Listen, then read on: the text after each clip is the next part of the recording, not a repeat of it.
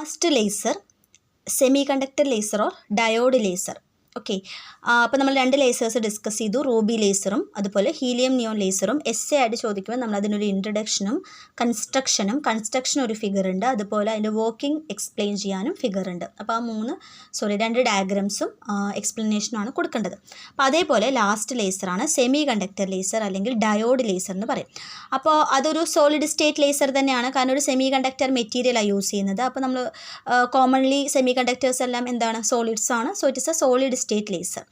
അപ്പോൾ നമ്മളിവിടെ യൂസ് ചെയ്യുന്നത്, ഞാൻ ഫിഗർ വെച്ച് എക്സ്പ്ലെയിൻ ചെയ്യാം. സെമി കണ്ടക്ടർ ലേസർ എന്ന് പറയുന്നത് ഒരു PN ജംഗ്ഷൻ ഡയോഡ്, ഒരു P ടൈപ്പ് മെറ്റീരിയൽ വേണം, ഒരു N ടൈപ്പ് മെറ്റീരിയലും വേണം. സോളിഡ് മെറ്റീരിയലാണ്.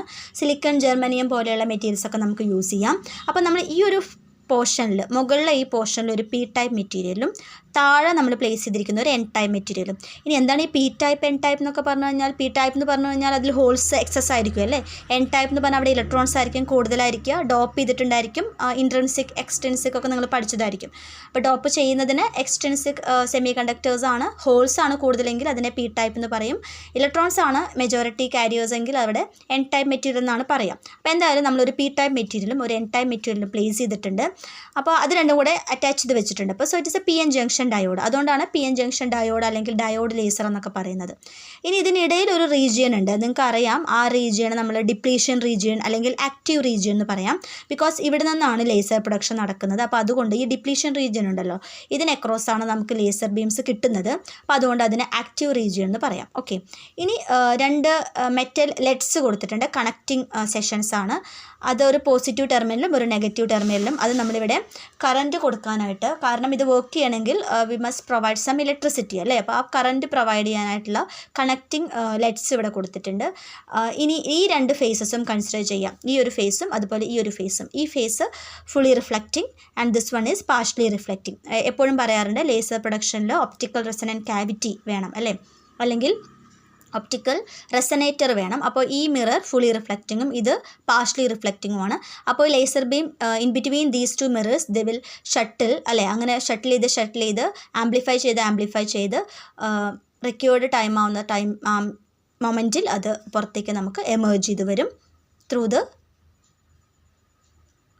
Partially reflecting mirror. ഓക്കെ, അപ്പോൾ അങ്ങനെയാണ് പ്രോസസ്സ്. ഇനി ഇതിൽ ഹോമോ ജംഗ്ഷൻ ഡയോഡും ഹെട്രോ ജംഗ്ഷൻ ഡയോഡും എന്ന് പറയുന്നുണ്ട്. അതിൻ്റെ മീനിങ് എന്താണെന്ന് വെച്ചാൽ, ഈ രണ്ട് മെറ്റീരിയൽസും സെയിം മെറ്റീരിയൽ ആണെങ്കിൽ P ടൈപ്പും N ടൈപ്പും, രണ്ട് മെറ്റീരിയൽസും സെയിം ആണെങ്കിൽ അതിന് ഹോമോ ജംഗ്ഷൻ ഡയോഡ് എന്ന് പറയാം. അല്ല ഡിഫറെൻറ്റ് മെറ്റീരിയൽ, ഒന്ന് സിലിക്കൺ ഒന്ന് ജർമ്മനിയം, അങ്ങനെ രണ്ട് മെറ്റീരിയൽസ് നമുക്ക് വേണമെങ്കിൽ എടുക്കാം. ഡിഫറെൻ്റ് ആണെങ്കിൽ അതിന് ഹെട്രോ ജംഗ്ഷൻ ഡയോഡ് എന്നാണ് പറയാം. So that will be the construction of semi conductor laser. Now the working of semiconductor laser. അപ്പോൾ ഇതുവരെ നമ്മൾ വർക്കിംഗ് ഡിസ്കസ് ചെയ്തത് എനർജി ലെവൽ ഡയഗ്രാംസ് വെച്ചിട്ടായിരുന്നു അല്ലേ.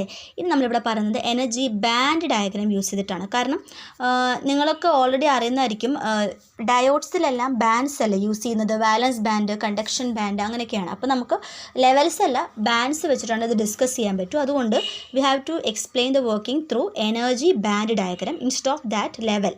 Okay, first band. അപ്പോൾ ആദ്യം നമ്മളെപ്പോഴും ഗ്രൗണ്ട് ലെവൽ അല്ലെങ്കിൽ ഗ്രൗണ്ട് ലെവൽ അതിന് കറസ്പോണ്ടിങ് ആയിട്ട് നമുക്ക് പറയാൻ പറ്റുന്നത് വാലൻസ് ബാൻഡാണ്. ഓൾറെഡി ഒരു വാലൻസ് ബാൻഡും ഉണ്ട്, അതുപോലെ കണ്ടക്ഷൻ ബാൻഡും ഉണ്ട് അല്ലേ. അപ്പോൾ താഴെ നമ്മൾ പ്ലോട്ട് ചെയ്തിരിക്കുന്നത് ഈ ഒരു ഫിഗറിൽ ഇത്രയും പോർഷനാണ് വാലൻസ് ബാൻഡ്. ഇവിടെ ഈ ഒരു ലൈൻ, അതുപോലെ ഇത് അതിൻ്റെ എൻഡിങ് പോർഷൻ. ഇങ്ങനെയാണ് ശരിക്കും പറഞ്ഞാൽ വാലൻസ് ബാൻഡിനെ പ്ലോട്ട് ചെയ്യേണ്ടത്. അപ്പോൾ ഈ ഒരു സെക്ഷൻ ഉണ്ടല്ലോ, ഈ സെക്ഷനാണ് വാലൻസ് ബാൻഡും. അതിന് മുകളിലായിട്ട് പ്ലോട്ട് ചെയ്തിരിക്കുന്ന ഇത്രയും പോർഷൻ ഉണ്ടല്ലോ, ഈ പോർഷനാണ് കണ്ടക്ഷൻ ബാൻഡും. അപ്പോൾ ഇതൊരു ഗ്രൗണ്ട് ലെവൽ പോലെ ആക്ട് ചെയ്യും, ഇതൊരു എക്സൈറ്റഡ് ലെവൽ പോലെയും ആക്ട് ചെയ്യും. So we have വാലൻസ് band here and excited band എന്ന് പറയുന്നത് എന്താണ്, കണ്ടക്ഷൻ ബാൻഡാണ് അല്ലേ. ഇനി നമ്മുടെ സ്ട്രക്ചർ എങ്ങനെയായിരുന്നു, ഒരു സൈഡിൽ P ടൈപ്പ് മെറ്റീരിയൽ, അതർ സൈഡിൽ N ടൈപ്പ് മെറ്റീരിയൽ. അപ്പോൾ ഞാനിവിടെ P ടൈപ്പ് എന്ന് പ്ലോട്ട് ചെയ്യുന്നു, ഇവിടെ N ടൈപ്പ് എന്ന് പ്ലോട്ട് ചെയ്തിട്ടുണ്ട്. അപ്പോൾ ഇത്രയും മെറ്റീരിയൽ N ടൈപ്പ് മെറ്റീരിയലും ഇത് P ടൈപ്പ് മെറ്റീരിയലുമാണ്. അങ്ങനെയാണ് കൺസ്ട്രക്ട് ചെയ്യേണ്ടത്. ഈ ഒരു റീജിയൻ എന്തായിരുന്നു, ഡിപ്ലീഷൻ റീജിയൻ അല്ലേ. In between them we have A depletion region. ഇവിടെ നിന്നാണ് ലേസർ പ്രൊഡക്ഷനൊക്കെ ഉണ്ടാവുന്നത്. അപ്പോൾ ഈ ഒരു ഗ്യാപ്പ് ഉണ്ട്, അതിനെ ബാൻഡ് ഗ്യാപ്പ് കേട്ടിട്ടുണ്ടാവല്ലോ, ബാൻഡ് ഗ്യാപ്പ് എന്നാണ് പറയുക. ഈ ഒരു ബാൻഡ്സ് തമ്മിലുള്ള ആ ഒരു ഗ്യാപ്പിനെ ബാൻഡ് ഗ്യാപ്പ് എന്നും പറയും. ബാൻഡ് ഗ്യാപ്പ് എനർജി എന്നൊക്കെ കേട്ടിട്ടുണ്ടായിരിക്കും. Okay, so we have a conduction band, valence band. In between them we have a depletion region, P type and N type material. ഇനി നോർമലി അപ്പോൾ നമ്മുടെ ഗ്രൗണ്ട് സ്റ്റേറ്റ് എന്ന് പറയുന്നത്, ground state പറഞ്ഞാൽ ഉദ്ദേശിച്ചത് ഈ കേസിൽ ആ ഗ്രൗണ്ട് സ്റ്റേറ്റ് ഏതാണ്? വാലൻസ് ബാൻഡ് ആണ് നമ്മുടെ ഗ്രൗണ്ട് സ്റ്റേറ്റ് അല്ലേ. അപ്പോൾ നോർമലി ഇലക്ട്രോൺസ് എല്ലാം ഫില്ല് ചെയ്യുന്നത് എവിടെയാണ്? ഈ ഒരു സ്റ്റേറ്റിൽ. അതാണ് ഞാൻ ഷെയ്ഡ് ചെയ്ത് കൊടുത്തിരിക്കുന്നത്. ഷെയ്ഡിങ്ങിൻ്റെ മീൻസ് അവിടെയൊക്കെ ഇലക്ട്രോൺസ് ആണ്. ഓക്കെ, അപ്പോൾ ഇവിടെ എല്ലാം എന്താണ്? ഹോൾസ് ആണ്. കൂടുതലും കണ്ടക്ഷൻ ബാൻഡിൽ പ്രത്യേകിച്ച് കൂടുതൽ ഇലക്ട്രോൺസ് ഒന്നുമില്ല. അപ്പോൾ നോർമലി എല്ലാ ഇലക്ട്രോൺസും റിസൈഡ് ചെയ്യുന്നത് വാലൻസ് ബാൻഡിലാണ്. വാലൻസ് ബാൻഡ് തന്നെ കംപ്ലീറ്റ് ഇല്ല, ഒരു ലെവൽ വരെ. ആ ലെവലാണ് ഇവിടെ പ്ലോട്ട് ചെയ്തിരിക്കുന്നത്. ഒരു ലൈൻ കാണാണ്ടോ നിങ്ങൾക്ക്? ഈ ഒരു ലൈൻ, അതിനെന്താ പറയുക? ഫെർമി ലെവൽ എന്നാണ് പറയാം. സോ ഈ ഫെർമി ലെവൽ വരെയാണ് ഇലക്ട്രോൺസ് ഫില്ല് ചെയ്യുന്നത്. മനസ്സിലായോ? അപ്പോൾ ഇതുവരെയാണ് ഇലക്ട്രോൺസ് ഫില്ല് ചെയ്യുന്നത്. അപ്പോൾ വാലൻസ് ബാൻഡിൽ കംപ്ലീറ്റ് ഇലക്ട്രോൺസ് ഉണ്ടെന്ന് പറയാൻ പറ്റില്ല. ഇത്രയും പോർഷനിൽ മാത്രമേ ഇലക്ട്രോൺസ് ഫില്ല് ചെയ്യുന്നുള്ളൂ. അപ്പോൾ ഈ ലെവലിനെ, ആ highest level up to which the electrons are filling, ആ ലെവലിന് എന്ത് പറയും? Fermi level. അതാണ് EF എന്ന് കൊടുത്തിരിക്കുന്നത്. EF N കൊടുക്കാനുള്ള റീസൺ, ഇവിടെ N ടൈപ്പ് റീജിയൻ ആയതുകൊണ്ട് EF N കൊടുക്കാം. ഇവിടുത്തെ P ടൈപ്പ് റീജിയൻ ആയതുകൊണ്ട് EFP. എന്തായാലും ഈ ലെവലിനെ ഫെർമി ലെവൽ എന്നാണ് പറയുക. ഇതിന് താഴെയാണ് ഇലക്ട്രോൺസ് കാണുന്നത്, മുകളിൽ ഇലക്ട്രോൺസ് ഇല്ല. അപ്പോൾ ഇത്രയും പോർഷനിൽ ഇലക്ട്രോൺസ് ഉണ്ട്. അതാണ് ഞാനിവിടെ ഷെയ്ഡ് ചെയ്തിരിക്കുന്നത്. അപ്പോൾ ആ ലെവൽ ഇങ്ങോട്ടും വരുന്നുണ്ട് അല്ലേ.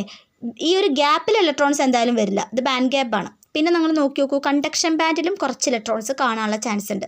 അപ്പോൾ ആ ലെവൽ ഇങ്ങോട്ട് എക്സ്റ്റെൻഡ് ചെയ്യുന്നുണ്ട്. അതുകൊണ്ട് ഈ ലെവലിൻ്റെ ഇതുവരെയും ഇലക്ട്രോൺസിന് വരാനുള്ളൊരു പോസിബിലിറ്റി ഉണ്ട്. അപ്പോൾ നമ്മുടെ കൺസെപ്റ്റ് കണ്ടക്ഷൻ ബാൻഡിൽ ഇലക്ട്രോൺസ് ഇല്ല എന്നുള്ളൊരു കൺസെപ്റ്റ് ആയിരിക്കും. അങ്ങനെയല്ല, കണ്ടക്ഷൻ ബാൻഡിൽ ലോവർ ലെവലിൽ ഇലക്ട്രോൺസ് വരാനുള്ളൊരു ചാൻസ് ഉണ്ട്. ഉണ്ടായിക്കൊള്ളുന്ന നിർബന്ധമില്ല. ഇവിടെ ഇലക്ട്രോൺസ് കാണാനുള്ളൊരു ചാൻസ് ഉണ്ട്. മുകളിൽ എന്തായാലും ഹോൾസാണ് റിസൈഡ് ചെയ്യുന്നത്. അപ്പോൾ എങ്ങനെയാണ് നോർമലി അതിൻ്റെ സ്ട്രക്ചർ? അപ്പോൾ നോർമലി ഗ്രൗണ്ട് സ്റ്റേറ്റിൽ ഇലക്ട്രോൺസ് കൂടുതലും, ഹയർ സ്റ്റേറ്റിൽ ഇലക്ട്രോൺസ് കുറവാണ്. അങ്ങനെ തന്നെയാണല്ലോ വേണ്ടത്. So that will be the normal diagram. Now when the P N junction is forward biased, ഇനി നമ്മളതിൻ്റെ വർക്കിങ്ങിലേക്ക് പോവുകയാണ്. അതായത് we are providing some electricity, അതല്ലേ വേണ്ടത്. അപ്പോൾ അത് വർക്ക് ചെയ്യാനുള്ള ഒരു ഇലക്ട്രിസിറ്റി ഫോർവേഡ് ബയാസിങ് ചെയ്തു.